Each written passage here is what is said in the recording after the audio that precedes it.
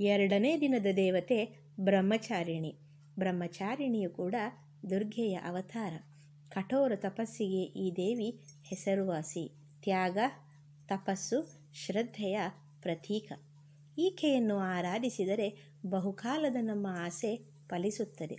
ಶ್ವೇತ ವಸ್ತ್ರವನ್ನು ಧರಿಸುವ ಬ್ರಹ್ಮಚಾರಿಣಿ ಸದಾ ಬಲಗೈಯಲ್ಲಿ ಜಪಮಣಿ ಹಾಗೂ ಎಡಗೈಯಲ್ಲಿ ಕಮಂಡಲವನ್ನು ಹಿಡಿದಿರುತ್ತಾರೆ. ಪಾರ್ವತಿಯಾಗಿ ಹಿಮಾಲಯನ ಪುತ್ರಿಯಾಗಿ ಜನಿಸಿದ ದೇವಿ ಶಿವನನ್ನು ಪತಿಯಾಗಿ ಪಡೆಯಬೇಕೆಂಬ ನಾರದರ ಬಳಿ ತನ್ನ ಆಸೆಯನ್ನು ಹೇಳಿಕೊಳ್ಳುತ್ತಾರೆ. ಆಗ ನಾರದರು ಆಕೆಗೆ ಕಠಿಣ ತಪಸ್ಸನ್ನು ಕೈಗೊಳ್ಳಲು ಹೇಳುತ್ತಾರೆ. ಅವರ ಮಾತಿನ ಹಾಗೆಯೇ ಕಠಿಣ ತಪಸ್ಸನ್ನು ಕೈಗೊಳ್ಳುತ್ತಾರೆ. ಆ ತಪಸ್ಸಿನ ಫಲದಿಂದ ಆಕೆಗೆ ತಪಶ್ಚಾರಿಣಿ ಎಂಬ ಹೆಸರು ಕೂಡ ಬರುತ್ತದೆ. ಬ್ರಹ್ಮಚಾರಿಣಿ ತಪಸ್ಸಿನ ಸಮಯದಲ್ಲಿ ಹೂವು, ಹಣ್ಣು, ಎಲೆಗಳನ್ನು ಮಾತ್ರ ಸೇವನೆ ಮಾಡುತ್ತಾರೆ.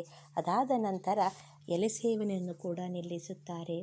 ಬ್ರಹ್ಮಚಾರಿಣಿ ತಪಸ್ಸಿಗೆ ಮೆಚ್ಚಿ ಶಿವ ಸನ್ಯಾಸಿ ರೂಪದಲ್ಲಿ ಪ್ರತ್ಯಕ್ಷನಾಗುತ್ತಾನೆ. ಹಾಗೆ ಭಕ್ತಿ ನಿಷ್ಠೆಯನ್ನು ಪರೀಕ್ಷೆ ಮಾಡುವ ಸಲುವಾಗಿ ಶಿವ ಸ್ಮಶಾನವಾಸಿ, ಬಡವ, ಯಾಕೆ ಪೂಜಿಸುತ್ತೀಯಾ ಎನ್ನುವ ಪ್ರಶ್ನೆಗೆ ಆಗ ಆಕೆ ಸ್ವಲ್ಪನೂ ಕೂಡ ಬದಲಾಗಲಿಲ್ಲ. ಆಕೆಯ ಭಕ್ತಿ ಅಚಲವಾಗಿರುತ್ತದೆ. ಆಗ ಶಿವ ಆಕೆಯ ಮುಂದೆ ಪ್ರತ್ಯಕ್ಷನಾಗುತ್ತಾನೆ. ಅವತ್ತಿನಿಂದ ಆಕೆಯನ್ನು ಪೂಜಿಸಿದರೆ ಮೋಕ್ಷ ಹಾಗೂ ಕಾರ್ಯಸಿದ್ಧಿ ಲಭ್ಯವಾಗುತ್ತದೆ. ಅಲ್ಲಿಗೆ ದ್ವಿತೀಯ ದಿನದ ಪೂಜೆ ಸಂಪನ್ನವಾಗುತ್ತದೆ.